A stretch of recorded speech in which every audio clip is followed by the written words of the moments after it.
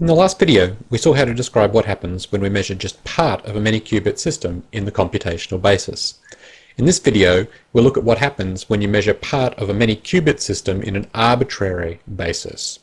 So just to remind you of what was going on in the last video, we had a 2-qubit system and we measured one of the qubits in the computational basis. So to be precise about what's going on, we imagine that we have an arbitrary state of the two qubits, alpha naught naught plus beta naught 1 plus gamma 1 naught plus delta 1 1. We do this measurement, and with a certain probability we get the outcome 0, and that probability is just the sum of the squares of the corresponding amplitudes where the state is indeed 0 on the first qubit. And the posterior state after doing the measurement, well, the first qubit is in the 0 state and the second qubit is in the state which you get by collecting together terms up here, alpha 0 plus beta 1, and then there's a normalization factor to ensure that it's got length 1, so it's just alpha squared plus beta squared, the length of this vector up on top.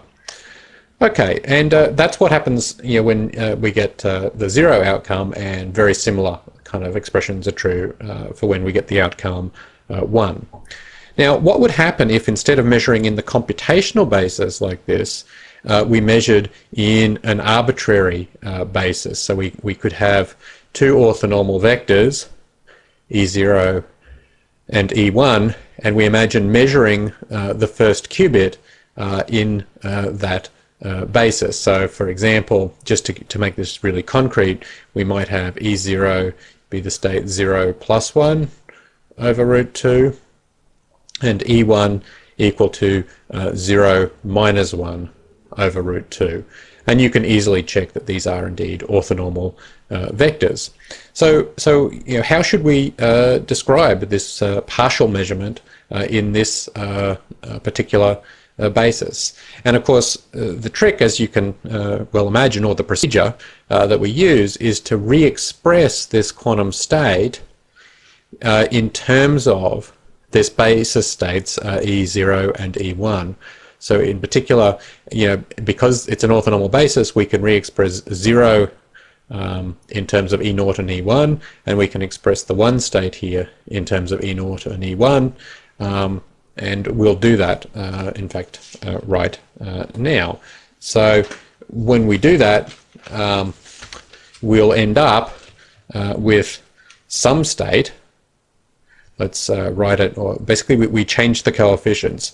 So we get alpha primed E0 naught plus beta primed E0 1 plus gamma primed E1 naught plus delta primed E1 1. So I'm just imagining that we've re-expressed the state, and so we get a new coefficients, alpha primed, beta primed, etc., which are functions of the old coefficients. I'll get to an explicit example shortly, but you should be able to see that that is possible, at least in principle.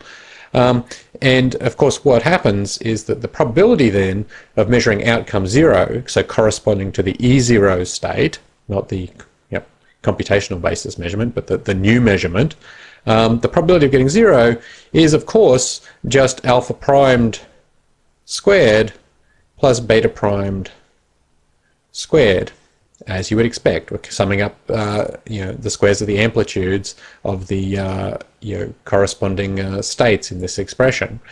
And the posterior state, well, the first qubit when we do the measurement is going to be E0 if we get outcome naught, and the second qubit will just be what we get when we group together the corresponding terms. So as an alpha primed 0 plus beta primed 1. Those are the two E0 terms. And indeed, that's what it is. But we need to normalize the state so it has length 1, so we divide by the square root of the sum of the squares of the amplitudes. Okay, and that's the rule. And the rule is exactly the same for getting the outcome corresponding to E1, but you just have to, substitute the appropriate amplitudes down here. I'm sure you can see how that would be done. So that's a little bit abstract as I've described it. Let's actually run through a concrete example. So we're going to run through the concrete example where you have E0 is equal to 0 plus 1 over root 2, and E1 is equal to 0 minus 1 over root 2. So these are indeed an orthonormal set. And it helps because we're going to we're interested in a state alpha 0 0 plus beta 0 1 plus gamma 1 0 plus delta 1 1. That's our arbitrary starting state, and we want to re-express this in terms of the E0 and the E1 on the first qubit. Well, the way to do that is to re-express the 0 and the 1 in terms of the E0 and the E1, and it's pretty easy to see that the 0 state is just what you get when you take E0 and add E1 and divide by root 2. That causes the 1 and the minus 1 term to cancel out, just leaving you the 0 state. And the 1 state is E0 minus E1 over root 2. So this time the two 0 states cancel out, and the 1 states are reinforced by one another. Okay, so this is an expression for the 0 and the 1 in terms of the E0 and the E1. And now we can substitute these expressions in down here to get everything written out in terms of E0 and E1 on the first qubit, and we'll continue using the computational basis on the second qubit. So let's look at, for example, we're going to get some coefficient in terms of E0 0. So the terms that are going to contribute to the E0 0 term, well, we're going to pick up a term here, because the 0 is going to give us an E0 over root 2, so we're going to get alpha, and there's going to be another term, so from this here, we're going to get another E0 over root 2 term, so we'll get an E0 alpha plus gamma over root 2 times E0 0, plus, and then we're going to get an E0 1 term, and it's pretty easy to see what that is. We're going to get a beta from this, and we're also going to get a delta plus beta plus delta over root 2, and then there's going to be an E1 0 term, and that we get alpha, so that's the 0, and we get a minus gamma over root 2 here. And then the final term is going to be E1 1, and that is, we're going to pick up a contribution from the beta here, so plus beta, and we're going to pick up a term from the delta here. It'll be a minus delta over root 2. And you can go through if you wish and really carefully check all of that. So the corresponding probability for the E0 outcome is going to be just this amplitude squared plus this amplitude, for the 0, it's going to be this amplitude squared plus this amplitude, for E0, I made the mistake there, we're just interested in the E0, it's going to be this amplitude squared plus this amplitude squared. I was making a mistake over here, I thought this was an E0, but it's not. So that probability is going to be alpha plus gamma squared plus beta plus delta squared all over root 2 squared, which is of course 2. And the corresponding posterior state is going to be, well, E0, and then we're going to get alpha plus gamma times 0